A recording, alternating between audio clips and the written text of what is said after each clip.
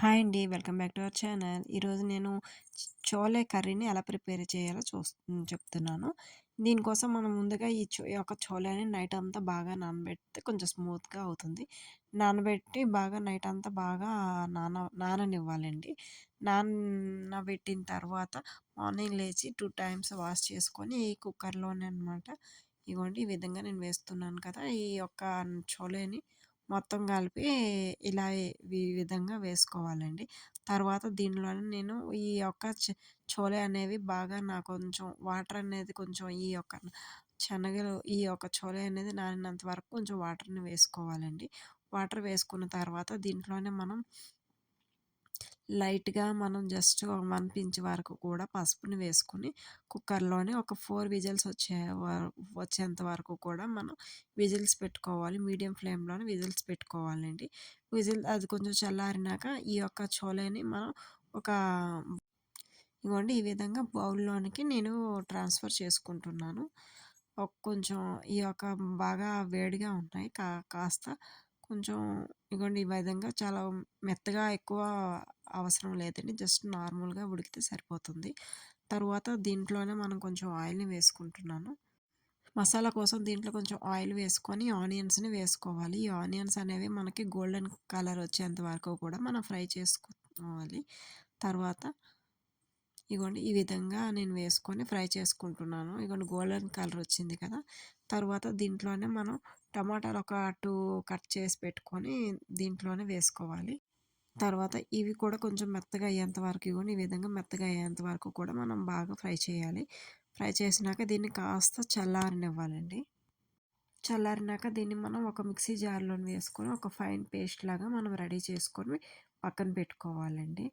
ఫైన్‌గా ఒక్క పలుకు కూడా లేకుండా బాగా పేస్ట్ చేసుకోవాలి. తర్వాత ఒక ప్యాన్ తీసుకొని దాంట్లో ఆయిల్ వేసి వేడయినాక దీంట్లోనే ఒక పించ్ వరకు చెక్క వేసుకుంటున్నాను. తర్వాత బిర్యానీ ఆకు వేసుకోవాలి. తర్వాత దీంట్లోనే మనం ఒక లవంగాలు ఉంటాయి కదా! ఆ యొక్క లవంగాల్ని ఒక 3-4 వరకు నేను వేసుకుంటున్నాను. ఇవన్నీ కూడా కొంచెం లైట్‌గా కొంచెం వేగాలి. తర్వాత దీంట్లోనే కాస్తన్ని ఆవాలు వేసుకుంటున్నాను. తర్వాత కొంచెం జీలకర్ర వేసుకోవాలి. తర్వాత దీంట్లోనే మనం కరివేపాకును కూడా వేసుకొని బాగా ఒక 2 మినిట్స్ పాటు కొంచెం ఫ్రై అయ్యేంత వరకు కూడా ఉండాలి. ఇది కాస్త ఫ్రై అయినాక మనం అల్లం వెల్లుల్లి పేస్ట్‌ని కూడా మనం ఫ్రై చేసుకోవాలి. అల్లం వెల్లుల్లి పేస్ట్‌లోని ఉన్న వాటర్ అంతా పోయి పచ్చివాసన అంతా పోయేంత వరకు కూడా మనం ఈ యొక్క అల్లం వెల్లుల్లి పేస్ట్‌ని బాగా ఫ్రై చేయాలి.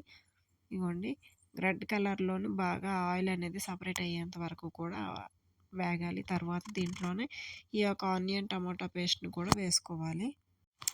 ఈ యొక్క పేస్ట్ అనేది కొంచెం ఆల్రెడీ మనం లైట్‌గా ఆయిల్‌లో వేసాం కాబట్టి కొంచెం ఆహ్, ఇది బాగా ఫ్రై అవ్వాలండి.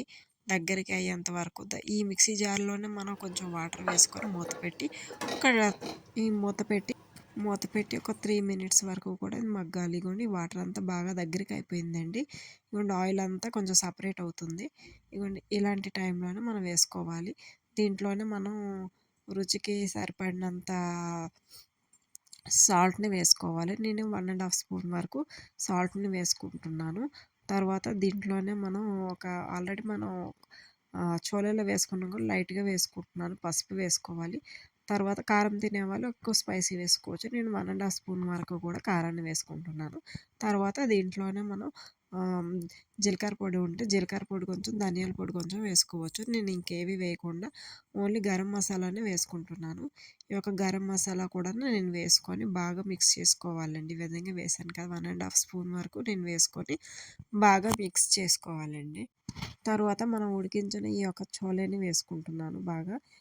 ఈ యొక్క చోలే వేయడం వల్ల ఏంటంటే, ఈ యొక్క మసాలాలకి మొత్తం ఈ చోలే అంతా చోలేలో బాగా పట్టేటట్టుగా మిక్స్ చేసుకొని మూత పెట్టి ఒక 2 మినిట్స్ వరకు కూడా ఉడికించుకోవాలి.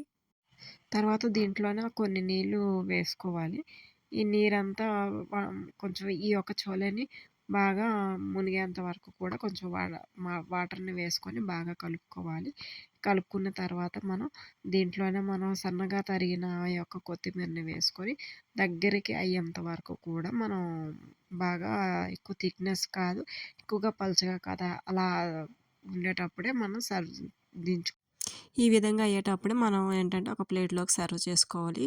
ఇగోండి ఈ విధంగా చిక్కగా కాక ఒక వాటర్‌లా కాక ఈ విధంగా దించుకోవాలి. ఒకసారి మీరు కూడా ట్రై చేసి ఎలా వచ్చిందో చెప్పండి. నా ఛానల్‌ని ఒకసారి లైక్ చేసి, షేర్ చేసి, సబ్స్క్రైబ్ చేసుకోండి. సబ్స్క్రైబ్ చేసుకున్నాక పక్కన ఉన్న బెల్ ఐకాన్ ఉంటుంది.